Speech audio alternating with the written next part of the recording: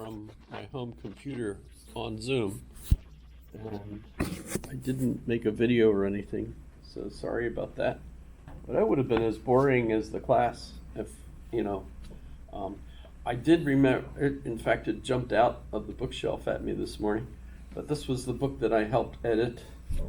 And I thought I'd bring it in just to show you how awful it was. Because right on the front page,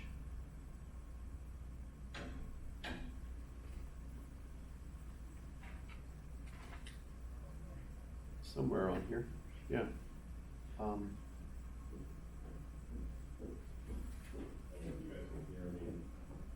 Well, on one of the pages anyway, instead of an A-E-I-O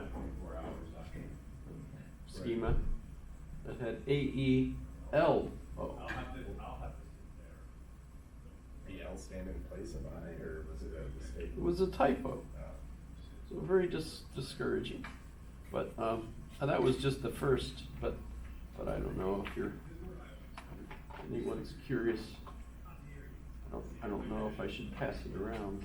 I mean, the neat thing is, you know, they actually paid me for doing this, which was, you know, that's, when you get right down to it, money is kind of food, and food is kind of important. But so that, I just brought that in because I had it. It's the only logic book I ever had anything to do with, and it was a disaster. However, still it's neat that I have it.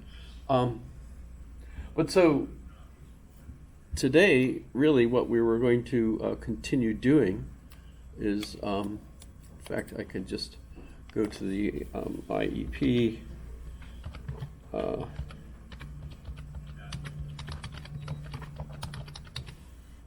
Propositional logic.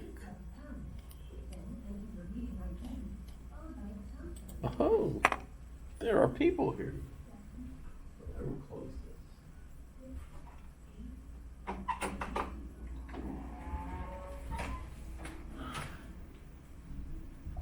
So anyway, we were on this propositional logic.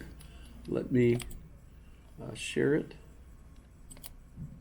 Oh, yes.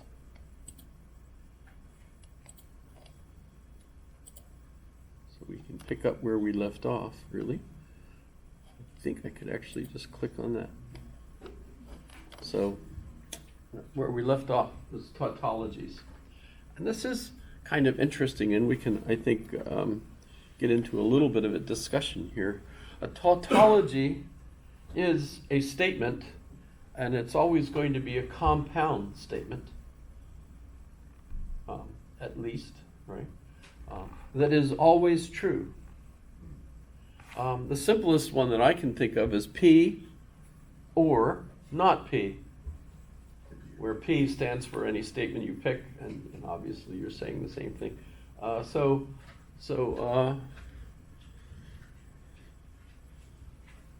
Can I think of something for Lana Del Rey? Lana Del Rey makes a happy song sound like a sad song.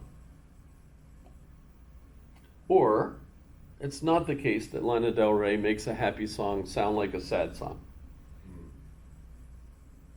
So that compound statement, which is a disjunct, which consists of the affirmative of a statement and the negation of that same statement as a disjunct. Well,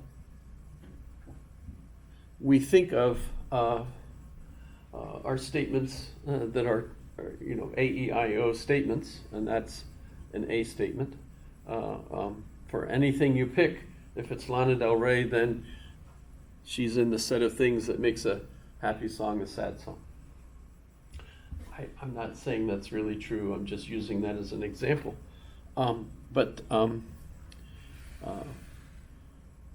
Because of the nature of our statements, that they're either true or false, in that case, right? And you're giving it as a disjunct, you're saying it's either true or it's false. The compound statement, which you could see in the truth table here, in the yellow, right? in the yellow area here, you can see that it's true no matter what the value of P is, right? So if P is true, it's true. If P is false, it's true, because, of course, when you look across, it's a disjunct. Either one or the other is true. Well, in this case, well, it has to be, because the negation of P is, if P is true, then the negation would be false. If P is false, then the negation would be true.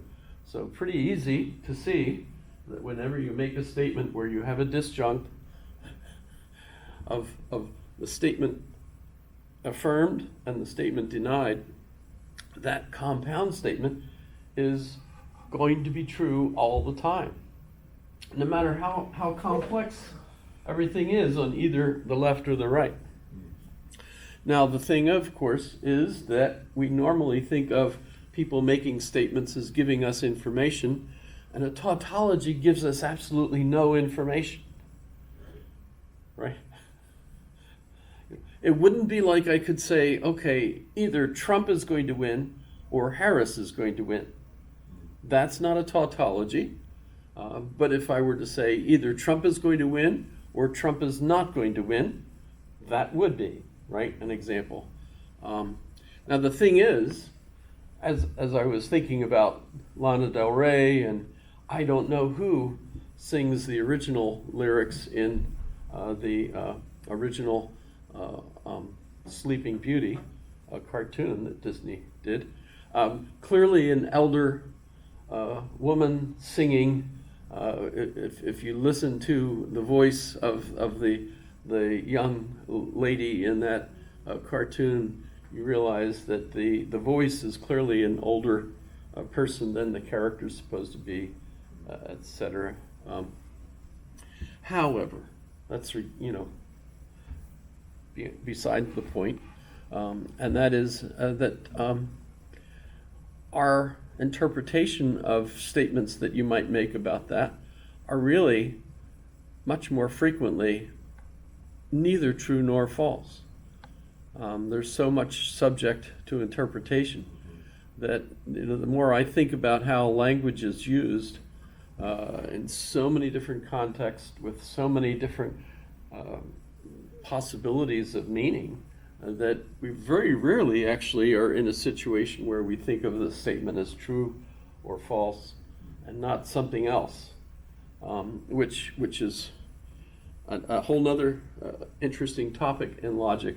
Should you have more than just true and false, multiple truth possibilities, depending on how many you want to add to it. And by the way, this is when we get into chaos theory, which is really not that old. I remember when it came out. I mean, chaos theory, this is new. Let's read about this. And I did, My whole generation learned about it from Jurassic Park. Yeah. Remember when I was first learning things, movies were in black and white. And dinosaurs, didn't act for money, so that's kind of silly. But I'm old. In any case, the interesting thing about chaos theory when it first started was the idea that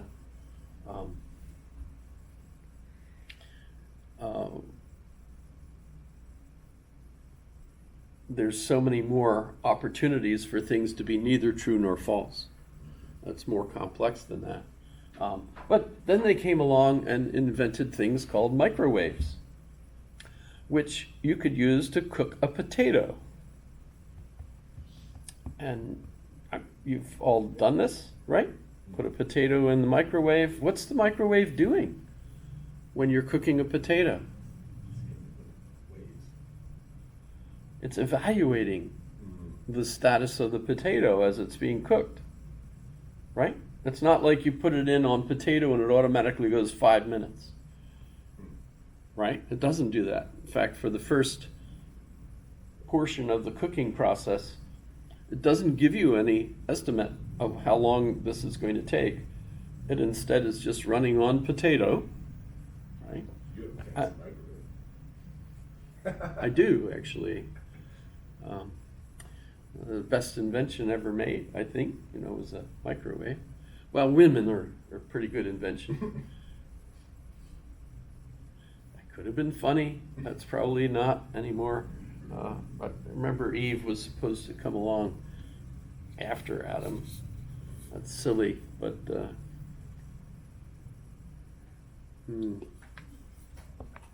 no, it's a fancy microwave because it doesn't just have a dial where you set the time, and instead you can pick popcorn, you can pick potato.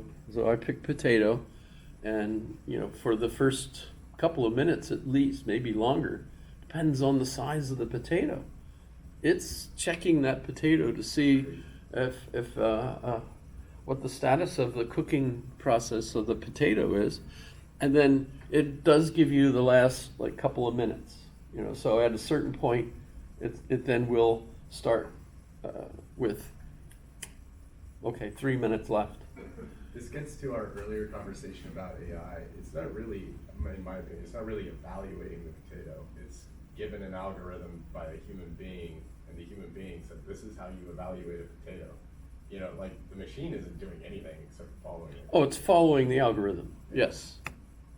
I think that's what I meant. I'm not suggesting that my microwave I was like, it's not like has an thinking about intelligence. potato. I mean, you're yeah, go excuse me? ahead. Yeah, go ahead.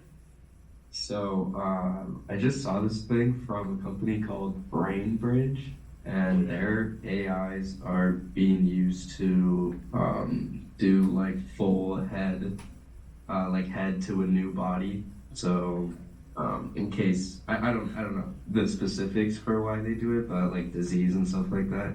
And their robots are fully based off of AI, and they build algorithms, and then they themselves, as they're doing the surgeries, they learn off of that and create more algorithms, and the humans don't have much to do with it after they create it. Yes. Yes, we're going to see. Thank you. I think we're going to see more and more of that. That we're still going to argue, though. We still want to say humans are different, and I think that's exactly where I'm going with this. Is to argue that the microwave that's evaluating the potato is actually saying, has it reached this level of humidity in the oven? Or it's not actually even checking the potato itself, it's checking the environment in the oven, I'm sure, and it's probably the humidity level. And as it's checking that humidity level, somebody has figured out exactly at which point the humidity changes so that it will now be ready in about 3 minutes or whenever. It's more likely that it has a thermal lens and it measures the temperature of the potato. That's interesting. I'm not. Do that. I'm not an engineer. I don't build microwaves. I don't know how it works. In fact, I should say I don't know how it works, because that's more proximate to my level of incompetence with regard to microwaves and potatoes. All I know is that eventually the potato is finished. It says ready, food ready, actually. And you take it out, and sure enough, whatever size potato or potatoes, because I've done more than one, they are just right, actually. So that's time for you to put the butter and salt and whatever else you want to put on the potatoes, so your heart will die. But what I would argue is that as far as chaos theory is concerned, this isn't it's still just true or false. So that the machine is asking a particular question that it's programmed to look for, and it's saying no, no, no, no, yes. Yeah. And at that point, it automatically gives you the remaining time, and it's a regular process from then on. But so we're not saying that there's actually more than true and false. It's just that it's asking that question many times. But the answer is either going to be true or false. So it's not like there's still a third or fourth or fifth answer. It's still just asking yes or no.